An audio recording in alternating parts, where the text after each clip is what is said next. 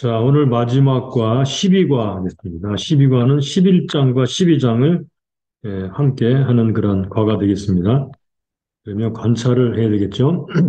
관찰 도표를 펴시고 11장을 펴시기 바랍니다. 자, 11장. 제일 먼저 하나님이라는 단어를 먼저 살펴본 다음에 그다음에 다른 단어를 살펴보겠습니다. 이제 많이 읽지를 못하니까 좀 빠르게 하는 방법으로 하도록 하겠습니다. 하나님이라는 단어가 11장 5절에 나오죠, 5절. 5절. 바람의 길이 어떠함과 아이벤 자의 태에서 뼈가 어떻게 자라는 것을 내가 알지 못한 같이 만사를 성취하시는 하나님의 일을 내가 알지 못하는, 네, 여기, 요거를 기억해 주시오. 만사를 성취하시는 하나님의 일. 만사를 성취하신 하나님. 그 다음에 9절로 가보겠습니다. 청년이여 내 어린 때를 즐거워하며 내 청년의 날을 마음에 기뻐하여 마음에 원하는 일과 내 눈이 보는 대로 쫓아 행하라. 그러나 하나님이 이 모든 일로 인하여 너를 거기 심판하실 줄 알아. 여기는 하나님의 심판하신 하나님. 앞에는 만사를 통치하신 하나님, 여기는 심판하신 하나님. 그 다음에 12장으로 가서 1절, 너는 청년의 때 곧 곤고한 날이 이르기 전 나는 아무 낙이 없다고 할 해가 가깝기 전에 너는 너의 창조자를 기억하라. 창조자 하나님, 창조주 하나님. 그 다음에 쭉 뒤로 넘어가서 7절로 가보겠습니다. 흙은 여전히 땅으로 돌아가고 신은 그 주신 하나님께로 돌아가기 전에 영은 그 주신 하나님께로 돌아가기 전에 기억하라. 그리고 11절로 가보겠습니다. 11절. 지혜자의 말씀은 찌르는 채찍 같고 회중의 스승의 말씀은 잘 박힌 못 같으니 다 한 목자의 주신 바는 여기 목자는 하나님으로 보는 것이 가장 타당하다고 봅니다. 한 목자의 주신 바니라. 13절 일의 결국을 다 들었으니 하나님을 경외하고 그 명령을 지킬지어다. 이것이 사람의 본분이니라. 14절 하나님은 모든 행위와 모든 은밀한 일을 선악간에 심판하시라. 여기도 심판하신다는 말이 또 나왔죠. 이렇게 하나님이라는 단어가 여러 번 등장하면서 하나님이 어, 일을 성취하시는 분 또는 창조주, 심판자, 복자 뭐 이렇게 하나님에 대해서 언급을 했습니다. 그다음 두 번째 단어를 보겠습니다. 알지 못한다. 이제는 처음부터 읽으면서 보도록 하겠습니다.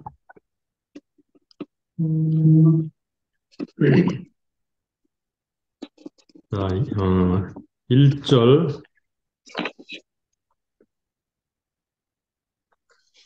너는 내 식물을 물 위에 던지라. 여러 날 후에 도로 찾으리라. 일곱에게나 여덟에게나 나눠질지어다. 무슨 재앙이 땅에 임하는지 내가 알지 못함이니라. 구름에 비가 가득하면 땅에 쏟아지며 나무가 나무로나 북으로나 쓰러지면 그 쓰러진 곳에 그냥 있으리라. 거기 2절 끝에 내가 알지 못한다. 알지 못한다는 말이 반복됩니다. 알지 못함이니라.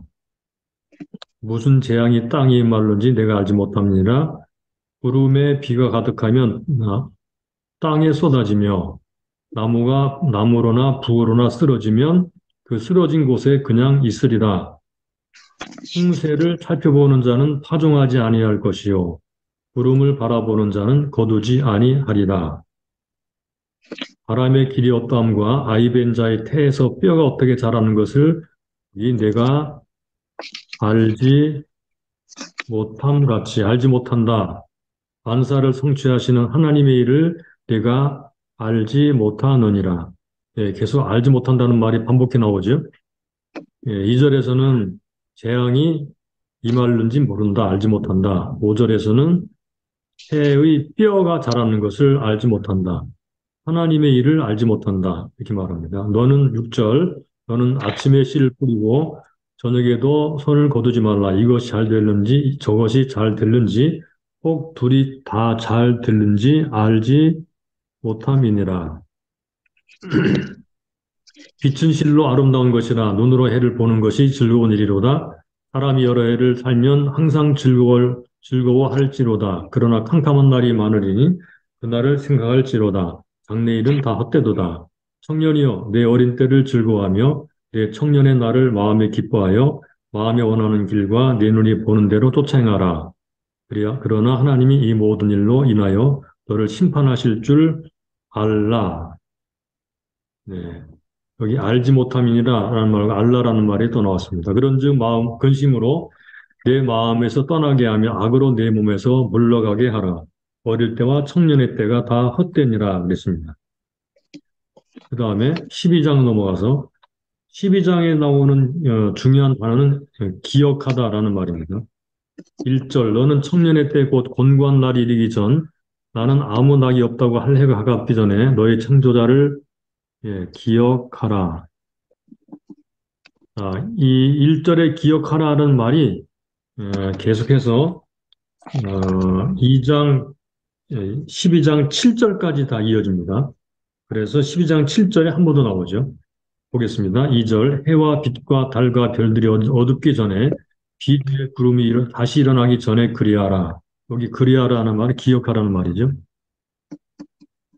그리하라.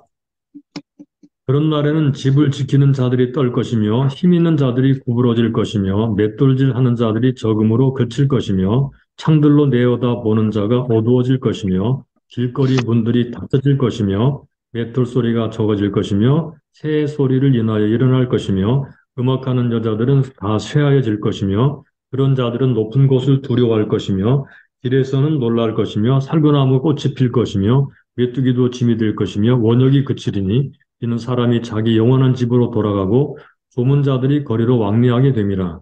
은줄이 풀리고 금그릇이 깨어지고 항아리가 샘 곁에서 깨어지고 바퀴가 우물 위에서 깨어지고 흙은 여전히 땅으로 돌아가고 신은 그 주신 하나님께로 돌아가기 전에 기억하라. 그래서 1절부터 7절까지는요. 기억하라. 늙고 죽을 때에 대해서 기억하라. 이렇게 말하죠. 예.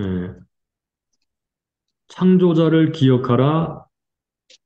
곤고한 날이 이르기 전 아무 낙이 없다고 할 해가 가깝기 전에 너의 창조자를 기억하라. 그러면서 이제 어, 그의 늙음, 사람의 늙고 그 다음에 죽는 것을 쭉 이제 비유적으로 서술을 한 다음에 7절 마지막에 흙은 여전히 땅으로 돌아가고 신은 그 주신 하나님께로 돌아가기 전에 기억하라. 누구를 기억하라고요? 예, 하나님을 기억하라. 창조주를 기억하라는 말씀을 하고 있습니다. 8절, 여기부터 전도자라는 말을 다 표시하셨죠. 이미 여기 개관할 때. 전도자가 가로되 헛되고 헛되도다. 모든 것이 헛되도다. 전도자가 지혜로움으로 여전히 백성에게 지식을 가르쳤고 또 묵상하고 공부하여 잠언을 많이 지었으며 10절 전도자가 힘써 아름다운 말을 구하였나니 이 아름다운 말, 이 말은 우리 말씀이라고 생각을 해보죠. 기록한 것은 정직하여 진리의 말씀이니라. 말씀이라고 그랬죠. 진리의 말씀이니라. 말씀이라는 단어를 표시해 보겠습니다. 11절 지혜자의 말씀은 찌르는 채찍 같고 여기 채찍에 비유했죠. 회중의 스승의 말씀은 잘 박힌 못 같으니 못에 비유했습니다. 다 한 목자에 주신 바니라. 내 아들아 또 경계를 받으라. 여러 책을 짓는 것은 끝이 없고 많이 공부하는 것은 몸을 피곤케 하느니라. 일의 결국을 다 들었으니 요거 일이라는 말은 말씀이라는 그런 말도 됩니다. 물론 일이라고 해석을 하는 것이 더 옳을지도 모르겠지만 아무튼 단어상으로는 일이 그 말씀이라고도 볼 여지가 있어요. 일의 결국을 다 들었으니 하나님을 경외하고 그 명령을 지킬지어다. 이것이 사람의 본분이다. 하나님은 모든 행위와 은밀한 일을 선악간에 심판하시리라. 네, 이렇게 핵심 단어들이 쭉 나오죠. 한번 쭉 보겠습니다. 하나님이라는 단어, 알지 못한다, 라는 단어, 그다음에 심판하다, 그리고 기억하라, 그리고 말씀, 네, 이런 단어가 핵심 단어가 되겠습니다. 그러면 단락을 나누고 어, 자, 제목을 붙여보도록 하겠습니다. 전체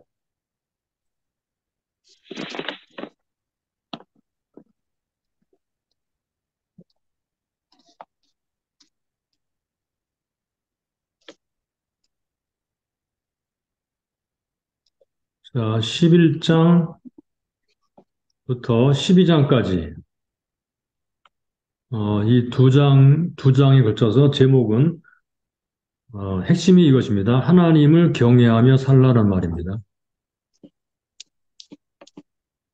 하나님을 경외하며 살라. 네, 하나님 경외에 대해서는요. 여기 13절 보시죠. 13절. 여기 하나님을 경외하고 네, 요 단어가 마지막 부분에 들어있어요. 하나님을 경외하고 그 명령을 지킬지어다. 그래서 제목은 하나님을 경외하며 살라. 그러면 11장 1절부터 6절까지 주관자에게 맡기고 예, 처음에 나오는 하나님에 대한 사상은요. 하나님이 만사를 주관하신다 그랬죠. 그래서 주관자에게 맡기고 최선을 다하며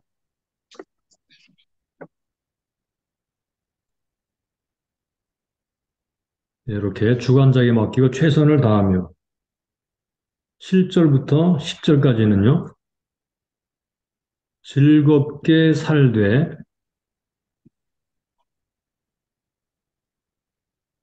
심판자를 기억하며 하나님이 심판자라 그랬죠.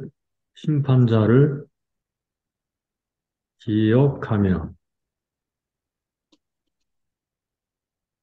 그리고 12장으로 넘어가서 12장 1절부터 7절까지 청년의 때에 창조자를 기억하며 청년의 때에 창조자를 기억하며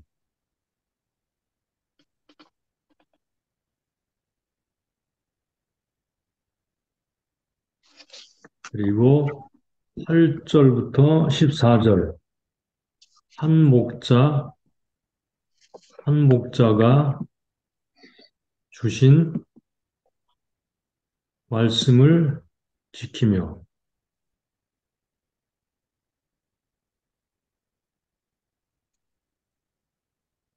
네. 자, 보시면 하나님을 경외하며 살라 그랬죠. 첫째는 하나님은 누구신가 하면 주관자가 되시죠. 주관자에게 맡기고 최선을 다하며 7절로 10절은 즐겁게 살되 심판자를 기억하며 하나님은 심판자라고 그랬습니다. 그다음 12장에 넘어가서 첫째, 청년의 때 창조자를 기억하며 창조자. 그다음에 마지막 단락 한 목자가 주신 말씀을 지키며 목자. 그래서 주관자, 심판자, 창조자, 목자 이런 분들을 기억하면서 하나님을 경외하며 살아라. 이게 이제 11, 12장의 핵심 내용이 되겠습니다. 자, 그러면 우리가 단락 연구에 들어가서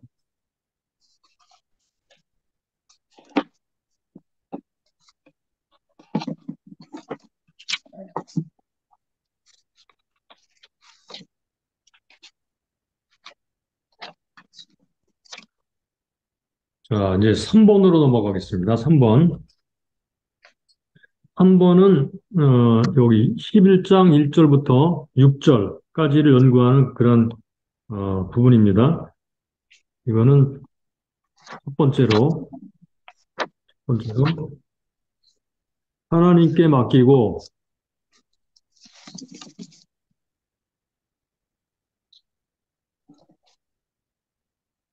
하나님께 맡기고 최선을 다하는 삶.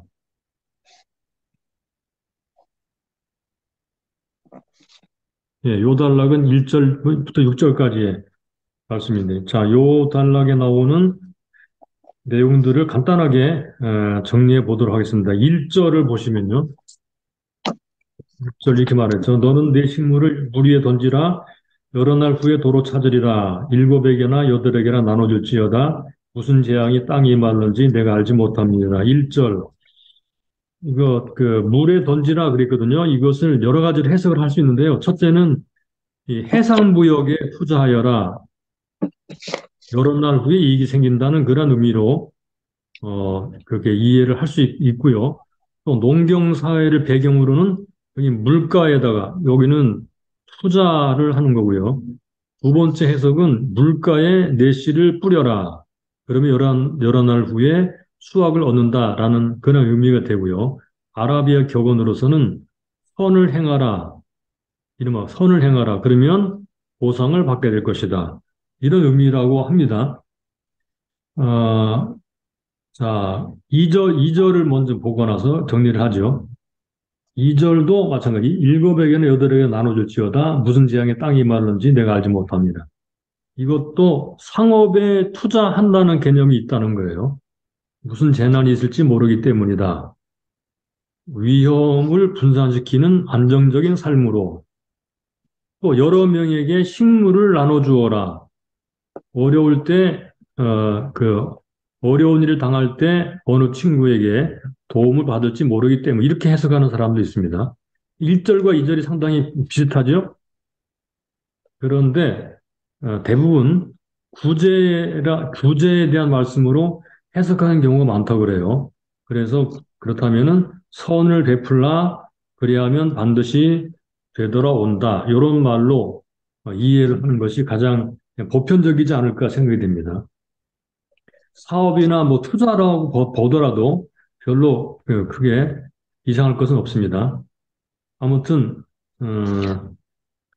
그 선을 베풀고 또는 투자하고 또는 농사를 짓고 앞에 어떤 일이 일어날지 모르기 때문에 뭐 선을 행하고 또 분산시키고 뭐 이런 개념들이 있다는 것을 알고 넘어가겠습니다.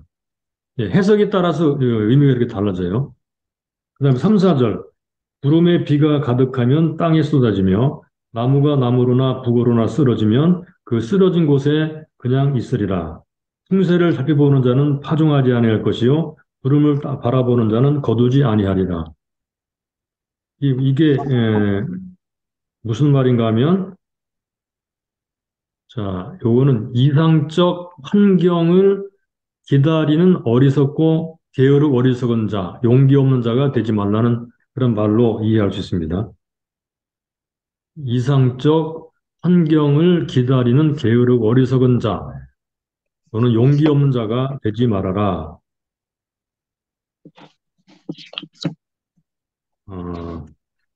3절은요, 자연의 결정적 이치를 말하고, 4절은 자연 현상에 대한 인간의 무력함을 말하는 것으로 해석을 할 수 있어요.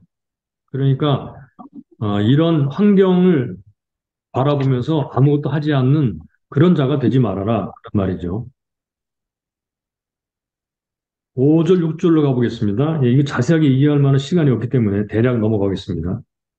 바람의 길이 어떠함과 아이벤저의 태에서 뼈가 어떻게 자라는 것을 내가 알지 못한 같이 만사를 성취하신 하나님의 일을 내가 알지 못합니다. 너는 아침에 씨를 뿌리고 저녁에도 손을 거두지 말라. 이것이 잘 될는지 저것이 잘 될는지 혹 둘 다 잘 될는지 알지 못함이니라. 네, 여기서는 여기 만사를 주관하시고 이루시는 하나님의 일을 모른다는 것입니다. 그러므로 아침부터 저녁까지 열심히 최선을 다해라. 그런 말이에요. 최선을 다해라. 5절은 인간은 하나님을 알 수가 없어요. 어떻게 이루시는지. 6절은 인간은 미래를 예측할 수 없습니다. 어떻게 하라고 그래서 아침부터 저녁까지 최선을 다하는 삶을 살아라. 그렇게 말을 하는 거예요. 만사를 성취하신 하나님의 일을 모른다는 것이 5절이고 손을 놓고 있어서는 안 된다는 것이 6절입니다. 그러니까 하나님께 맡기고 최선을 다해라 그런 말이죠. 예, 5절, 6절은 이 말입니다. 하나님께 맡기고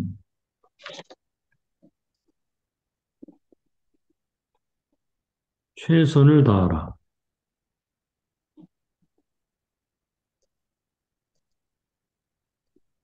네.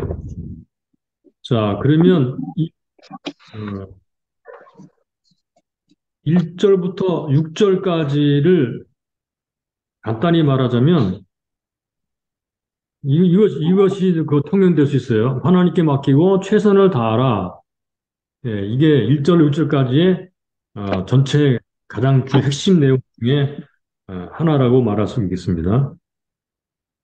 자, 6번으로 가보시죠. 이 단락에 의하면 사람은 앞으로 닥칠 일을 모르고 하나님의 일도 모릅니다. 어떻게 하라는 말입니까? 어떻게 하라는 말입니까? 예, 바로 앞에서 말한 것처럼 하나님을 믿음으로 의지하고 최선을 다하는 삶을 살라. 믿음으로 의지하고 최선을 다하는 삶을 살아라. 요게 바로 하나님에 대한 믿음과 지혜입니다. 앞일을 모른다고 손 놓고 있어서는 안 되고, 하나님을 의지하고 믿음으로 최선을 다하는 삶을 살아라. 인생은 씨를 뿌리는 사람과 같습니다. 최선을 다해야 되겠죠. 최선을 다하는 삶의 요소,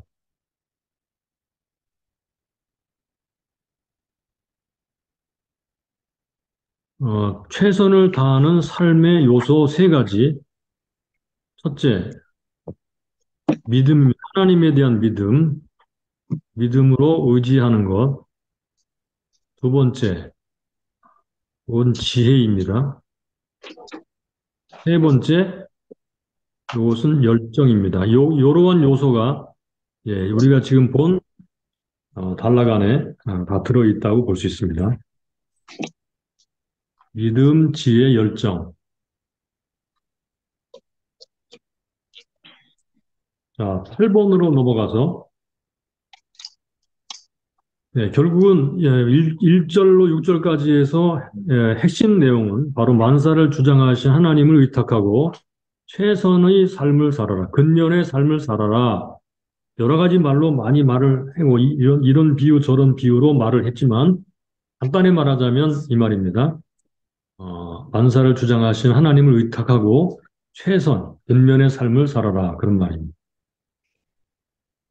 그 다음에 11장 7절부터 10절까지 두 번째 주제가 등장하죠. 요거는 심판자를 기억하며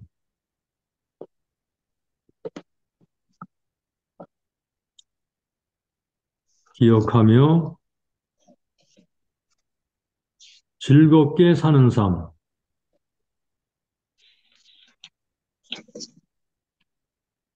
7절부터 10절까지입니다. 여기는 이번에는 심판자. 앞에서는 만사를 성취하시는, 주관하시는 하나님. 그래서 하나님 의지하고 최선을 다하는 삶을 살아야 되고, 두 번째는 하나님은 심판하시기 때문에 심판자를 기억하면서 어떻게 살 것인가. 즐겁게 산다고 그랬는데, 이건 약간 젖소로 모순이 되는 것 같지만 한번 보겠습니다. 자, 가로 1번. 8절에 나오는 캄캄한 날은 무슨 뜻인가? 무엇을 말하는가? 8절. 사람이 여러 해를 살면 항상 즐거워할지로다. 그러나 캄캄한 날이 많으리니 그날을 생각할지로다. 이 생각하라는 말은 기억하다라는 말입니다. 장래일은 헛되다 그랬습니다. 자, 요 캄캄한 날은 고난의 세월들, 고난의 세월, 또는 사망의 날을 의미하기도 합니다. 그래서 달콤한 빛과 해와 고난과 사망이라고 하는 것이 서로 대조가 되죠.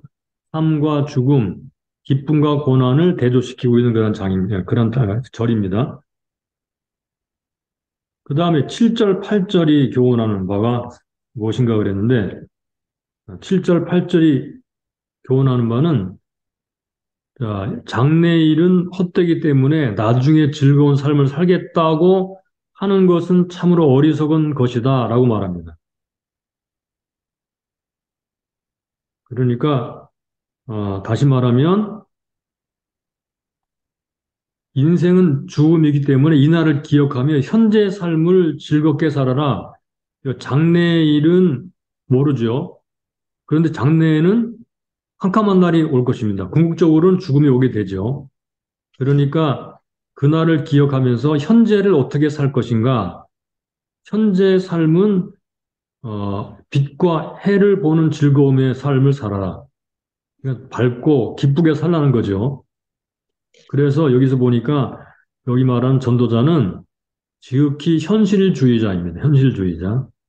그래서 현재가 하나님이 주신 가장 선한 때라고 말을 하는 거예요. 현재는 하나님이 주신 가장 선한 때이다. 그러면 9절부터 10절까지가 주는 경고는 무엇인가? 9절, 10절.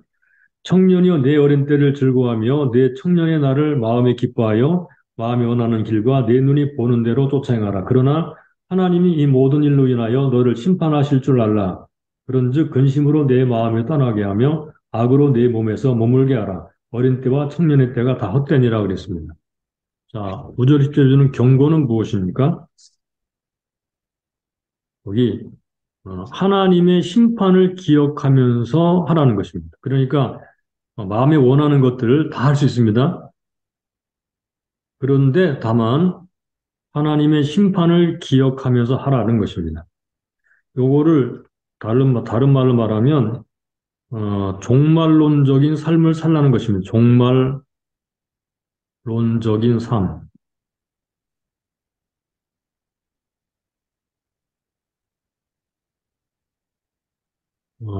어릴 때나 청년의 때 역시 헛된 것이기 때문에 최선을 다하는 삶, 즐기는 것은 좋은데 하나님의 여기 심판을 기억하면서 하라. 종말론적인 삶을 살라 그 말이죠. 자, 이 단락을 보면요. 바로 네 번째 문제, 믿음의 낙관주의와 또는 믿음의 현실주의에 대해서 알 수가 있어요. 낙관주의와 현실주의는 동전의 양면입니다. 이건 미래에 대한 것이고요. 이거는 현재에 대한 것이죠. 그래서 믿음의 현실은 미래를 바라보고 믿음의 소망은 현실을 이끄는 원동력입니다. 낙관주의와 현실주의는 우리 믿는 사람들의 삶에 수레바퀴 양쪽 바퀴와 같아요. 그러므로 낙관주의와 현실주의가 동시에 있어야 되겠죠. 양쪽 바퀴. 예. 믿음으로 낙관하고 믿음으로 현실을 살아가는 삶은 요거는 해 아래서 해 아래서 해 위로 날아오르는 양 날개와 같습니다. 두 개가 다 있어야 된다는 말이죠. 지금 전도서는 그렇게 되는 것으로 보여지고요. 어, 이 믿음의 낙관주의와 믿음의 현실주의는 종말론적인 삶과 동떨어진 것이 아닙니다. 종말론적인 삶이라는 것을 우리가 그 다음에 삶의 종류 가운데 세 번째, 가로 세 번, 종말론적인 삶을 기록해 놨죠. 이것이 먼저 한번 읽어보겠습니다. 앞으로 있을 하나님의 심판의 날이 하나님을 대적하는 자들에게는 멸망의 날이 되겠지만 신실한 그리스도인들에게는 희망의 날이 될 것을 확신하면서 여기 현재의 고난 속에서도 자신의 삶에 최선을 다하며 살아가는 건강한 신앙인의 삶을 말한다.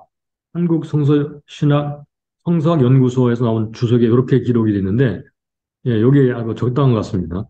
그러니까 종말론적인 삶이라는 것은 뭐고, 미래에 대한 소망, 현재에 최선을 다하는 것. 요거는 심판을, 하나님의 심판날을 바라보면서 살아가는 것을 말하죠. 여기 종말론적인 삶입니다. 네, 이렇게 하나님의 심판을 기억하며 살아라 라고 말씀합니다. 그 다음에 12장으로 넘어갑니다. 12장 1절, 2절. 일단 먼저 보는데요. 일단은 세 번째로 이 단락에서 말하고자 하는 것은 최선을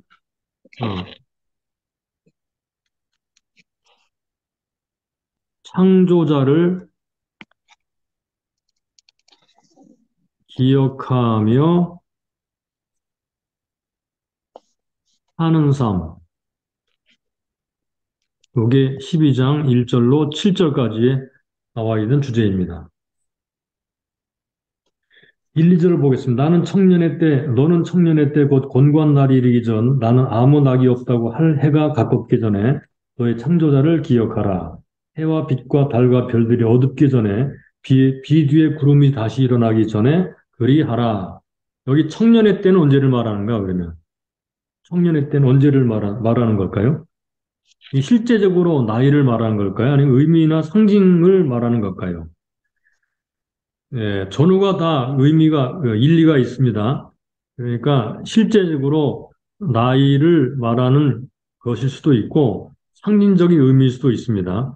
동시에 다 취해도 문제가 없다고 생각이 돼요.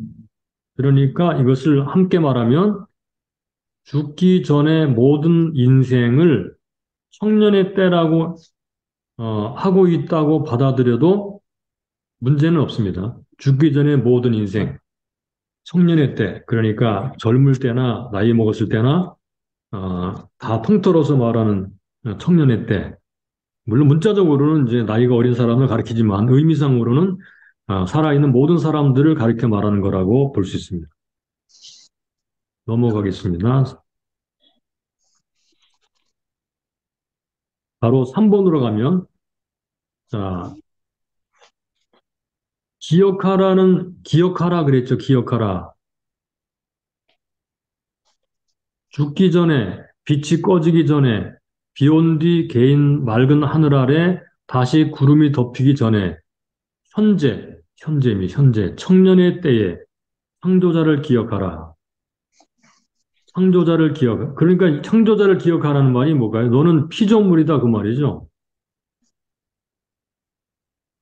너는 피조물이다. 너는 죽는다. 끝이 있다. 이 말이죠. 창조자에게로 돌아간다. 이런 의미가 다 들어있죠. 그래서 우리가 이런 존재이기 때문에 우리를 창조하신 창조자를 기억하라는 것입니다. 그러면서 살으라는 것입니다. 기억한다는 말은 뭘까요? 생각만 하라는 말이 아니고, 머릿속의 작용만이 아니고, 이것은 하나님을 경외하며 살라는 것입니다. 경외하며 살라. 하나님을 경외하며 살라.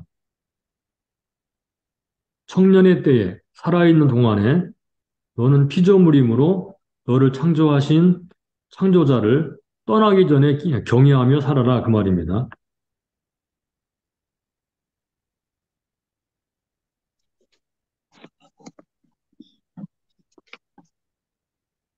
자, 하나님을 기억하며 사는 삶은 즐거운 것입니까? 전도자의 관점을 설명하라 그랬거든. 전도자의 관점. 자, 거기 한번 읽어볼까요?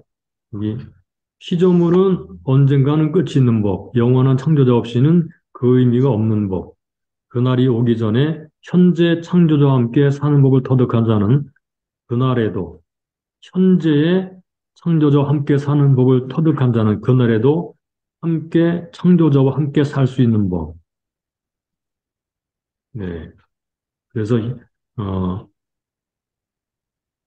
끝을 말하면서 끝을 바라보면서 현재를 살아가는 것.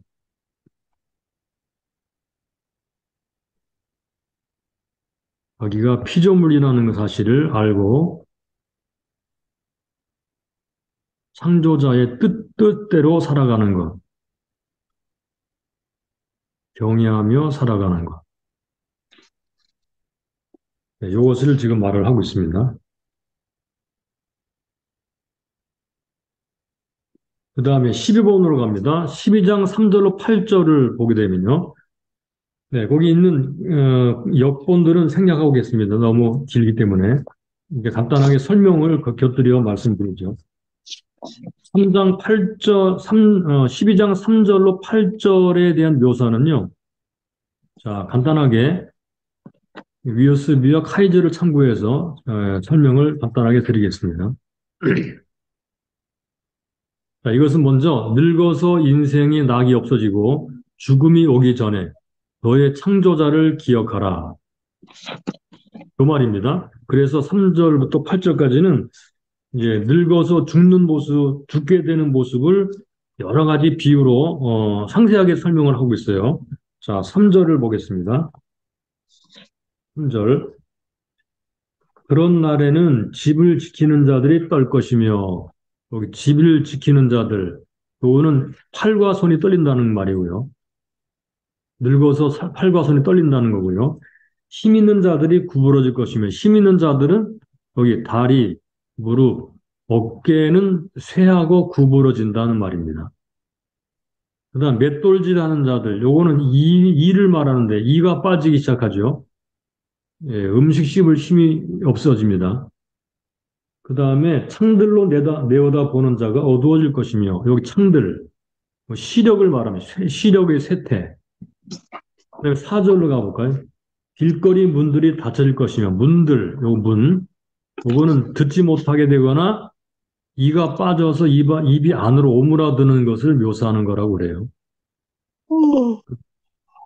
맷돌 소리가 적어질 것이며, 맷돌 소리, 맷돌질, 음식을 씹을 수 없고 바깥 소리를 감지하지 못한다. 여기 맷돌질은 씹는 거를 말하는 것이기 때문에 씹을 수 없게 된다고 말을 하는 것 같이 보여지죠. 그 다음에 새 소리를 인하여 일어날 것이며, 일어나다. 이거는 아침 일찍 새 소리 때문에 잠을 깨는 걸 말하는 거예요.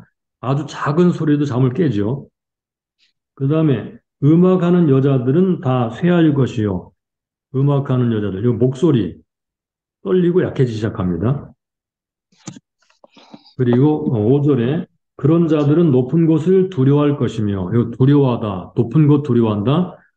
길을 내려올 때 높이에 겁을 먹게 되고 떨어질까 두려워한다. 높은 곳을 두려워합니다.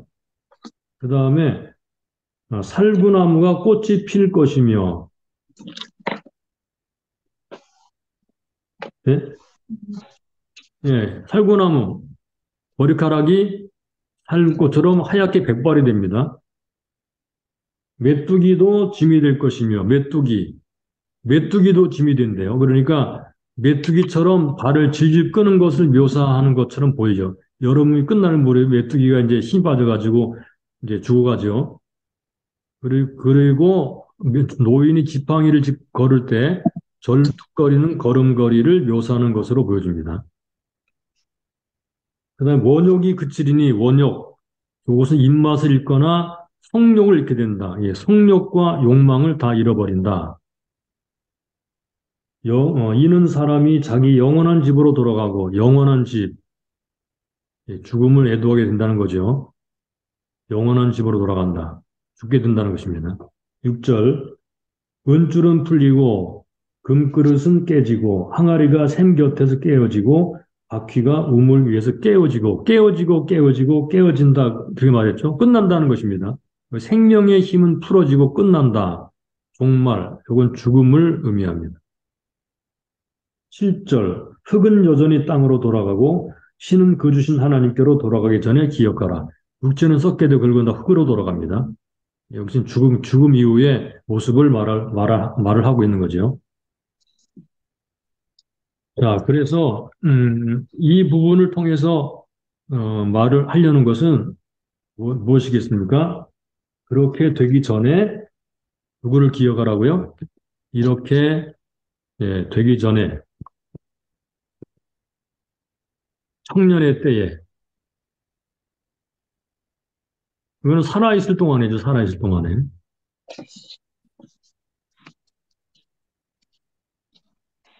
누구를 기억하라? 창조자 하나님을 기억하라. 기억하라는 말은 뭐라고요? 경이에요. 이 말은 좀 더 풀어 말하자면 경외하면서 살아라 그 말이죠.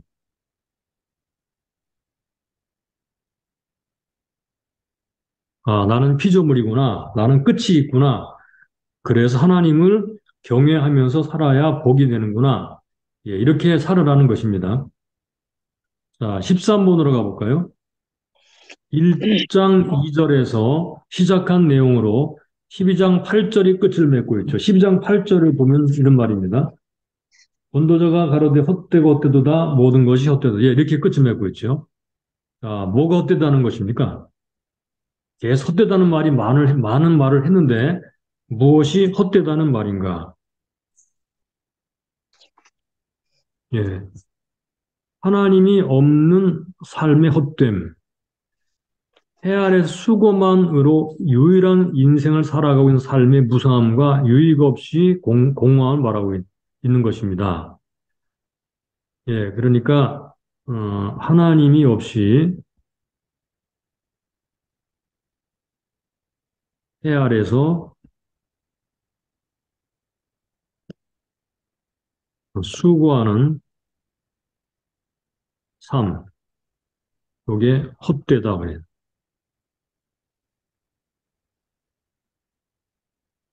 그러려면 어떤 삶이 헛되지 않은 삶인가? 삶은 어떤 것인가? 여기 고린도전서 15장 58절을 보니까 이렇게 말했어요. 그러므로 내 사랑자들아 견고하며 흔들리지 말며 항상 주의 일에 더욱 힘쓰는 자들이 되라.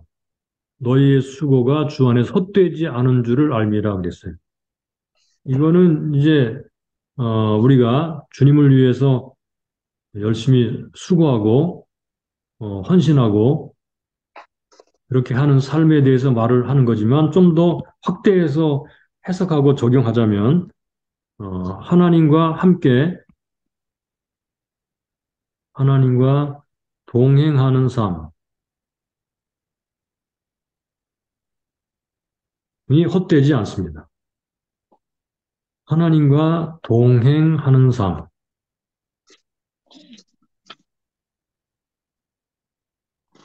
예, 요런 삶이 헛되지 않죠. 동행하면서 수고해도 수고하고 헌신하고 최선을 다하는 삶. 그리고 즐겁게 사는 삶. 예, 이런 삶들이 예, 헛되지 않습니다. 하나님과 동행하는 삶. 예, 이것을 꼭 이어가시면 좋겠습니다. 아, 그 다음에 15번으로 넘어갑니다. 15번 마지막 단락입니다. 12장 9절로 14절. 네 번째인데요. 네 번째, 한 목자가 주신, 한 목자가 주신 말씀을 지키며,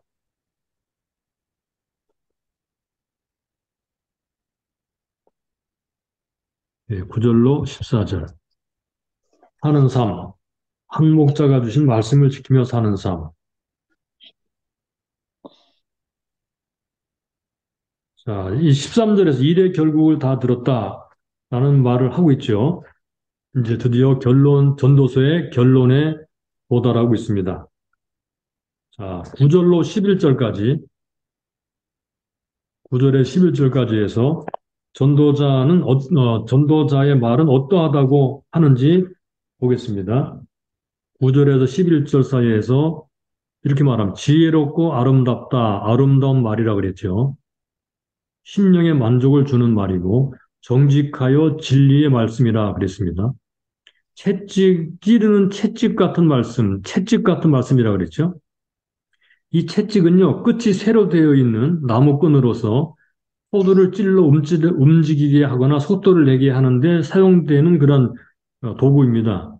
이런 것은 게으른 자들을 찔러 움직이게 한다 그런 의미죠. 그래서 사람들을 말씀으로 훈련하고 진리에 익숙하게 만드는 그런 방식. 그러니까 전도자의 말이 찌르는 채찍 같다 그 말입니다. 그리고 회중의 스승의 말씀이라 그랬죠. 회중의 스승의 말씀.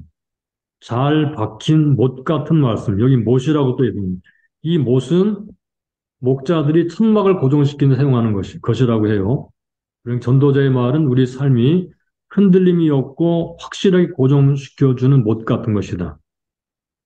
여기 채찍의 말은 이거는 훈련시키는 말이고 말씀이고 못은 우리의 삶을 흔들리지 않게 고정시키는 역할을 하는 말씀. 또 전도자의 말을 한 목자의 주신 말씀이라 그랬죠. 요거는 하나님이 그 책에 출처라는 것을 밝히는 거라고 보면 되겠습니다. 하나님이 전도자를 통해서 말씀을 주셨다. 이렇게 말합니다. 자, 여기 다시 한번 보도록 되어 있는데요. 전도자의 말이 찌르는 채찍 같고 잘 박힌 못과 같다 그랬죠. 네, 채찍은 요거는 훈련이라 했습니다. 훈련시키는 거. 우리를 말씀으로 훈련시키는 말씀이고 요거는 우리의 삶이 흔들리지 않도록 고정시키는 그런 말씀입니다. 그래서 전도자의 말을 통해 우리가 훈련되고 우리의 삶이 흔들리지 않도록 확실하게 만들어주는 역할을 하는 말씀이다. 예, 말씀이 바로 이런 거죠. 예, 한 목자는 하나님이라고 보는 거라고 그랬습니다. 자, 12절 말씀은 이렇게 말합니다. 내 아들아 또 경계를 받으라. 여러 책을 짓는 것은 끝이 없고 많이 공부하는 것은 몸을 피곤하게 하느니라. 더 이상 연구하지 말라는 말입니까? 그렇진 않겠죠. 다시 말하면 오직 하나님 말씀만이 인생을 편안하게 해주고 만족을 준다는 것입니다. 하나님 말씀만이. 인간이 아무리 책을 많이 지어도 그것은 사람을 피곤하게 할 뿐이지만 하나님의 말씀은 인생을 편안하게 하고 만족을 주며 영생을 주고 우리를 흔들리지 않고 견고하게 만들어주는 그런 말씀이 되는 거죠. 자, 16번으로 가볼까요? 13절에서 강조하는 단어들. 일의 결국을 다 들었으니 하나님을 경외하고 그 명령을 지킬지어다.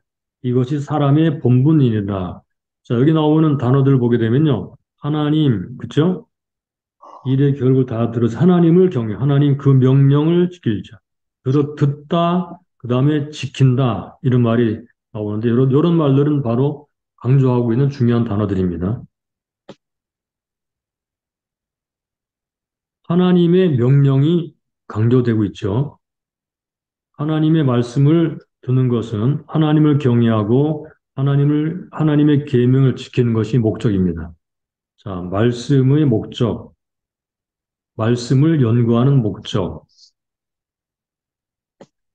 이거를 좀 다른 말로 이야기를 해볼까요?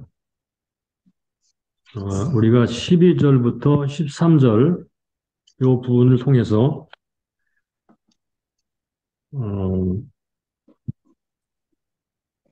교인의 책을 연구하는 것은 책의 주인을 알기 위함이다. 그러니까 하나님의 말씀 외에는 다 사람 몸을 피곤하게 하는데 그런데 우리가 성경을 연구하는 목적, 하나님 말씀 연구하는 목적은 무엇인가? 이 하나님 말씀은 어디로부터 나왔다고요? 예, 한 목자로부터 나왔죠. 하나님께로부터 나왔습니다. 그러므로 성경은 하나님, 주인 되신 하나님의 책입니다. 그래서 그 책을 연구를 하잖아요. 연구를 하는 목적이 뭐냐? 거기 책의 주인을 아는 것이 연구 목적이다. 즉, 하나님을 아는 것이, 하나님을 아는 것이 연구의 목적입니다. 그러니까, 다른 말로 말하면, 책 자체를, 책 자체에 목적이 있는 것이 아니라는 것입니다. 책 자체에 목적이 있는 것이 아니고, 만약 책 자체에 목적이 있으면요, 이거는 굉장히 피곤하죠. 근데 책 자체에 목적이 있는 것이 아니고, 책을 지으신 주인에게 목적이 있는 거예요. 책의 주인을 만나면, 예, 책의 주인을 이렇게 해서 연구하다가 책의 주인을 만나면 어떻게 되나요? 만족, 생명, 유익, 기쁨, 뭐 이런 것들이 오게 돼요. 책의 주님, 책의 주인을 만나는 것, 이게 성경을 연구하는 목적이라는 것을 꼭 기억하시기 바랍니다. 그러니까 우리가 낱말 연구하고 단락 연구하고 해석하고 하는 것은 그 중요한 것이지만 그러나 그 자체가 목적이 아니고 그렇게 함으로써 하나님이 어떤 분인가 우리의 연구하는 책의 주인 되시는 하나님이 어떤 분인가를 더 알아감으로 예, 우리의 영이 그분으로 만족하게 되고 진리로 만족하게 되는 거죠. 그래서 진리를 따라 살게 만드는 거죠. 자, 그래서 이제 자, 마지막으로 결론을 내려보도록 하겠습니다. 17번을 볼까요? 전도자는 현재를 즐기러 말하면서 죄를 지으라고 하거나 죄를 즐기라고 하지 않았다는 것을 명심할 필요가 있습니다. 전도서는 선과 악에 대한 하나님의 심판을 말함으로써 경고로 끝내고 있습니다. 죽음의 확실성, 하나님의 심판의 확실성, 미래의 불확실성을 염두에 두고 어떻게 현재 충실하며 즐겁게 살아가는 믿음의 낙관주의자가 될 수 있을까요? 14절에서 하나님은 모든 행위와 모든 은밀한 일을 선악간에 심판하시리라. 이렇게 말씀하면서 이제 그 13절에서 결론적으로 말을 하죠. 일의 결국을 다 들었으니 하나님을 경외하고 그 명령을 지킬지어다. 하나님을 경외하고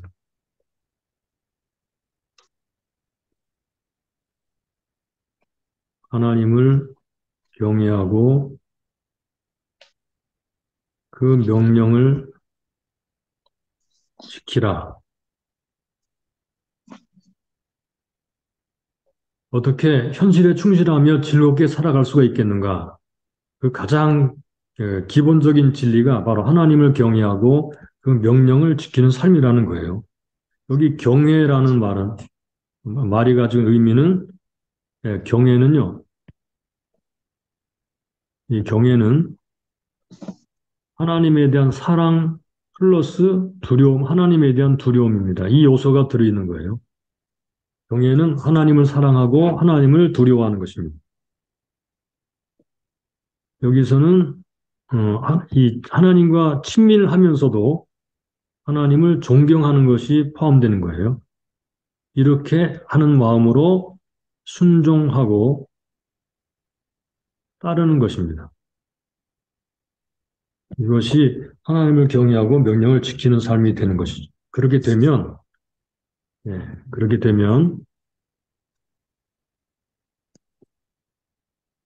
해 아래의 삶이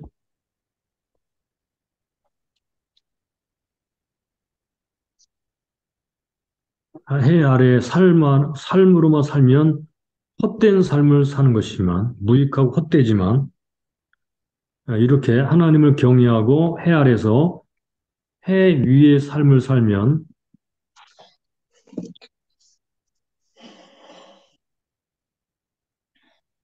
삶을 살면 예, 여기 해 아래 살지만 헛되지 않은 삶이라는 것입니다.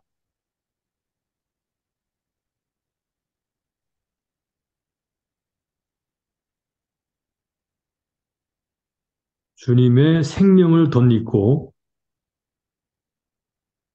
소망 가운데 기쁘게 살아갈 수 있습니다.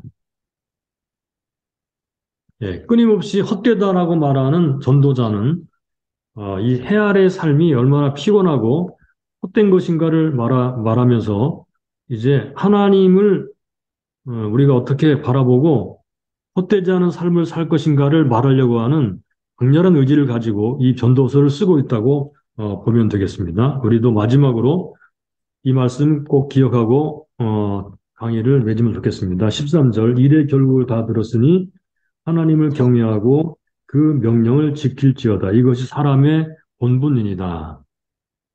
경외하고 하나님을 사랑하고 두려워하는 마음과 친밀감과 존경하는 마음으로 하나님 명령을 따라 지키며 살게 되면 우리는 해위의 삶을 살게 되는 것이고 헛되지 않는 삶, 생명이 있고 소망과 기쁨이 있는 삶을 살게 될 줄로 믿습니다.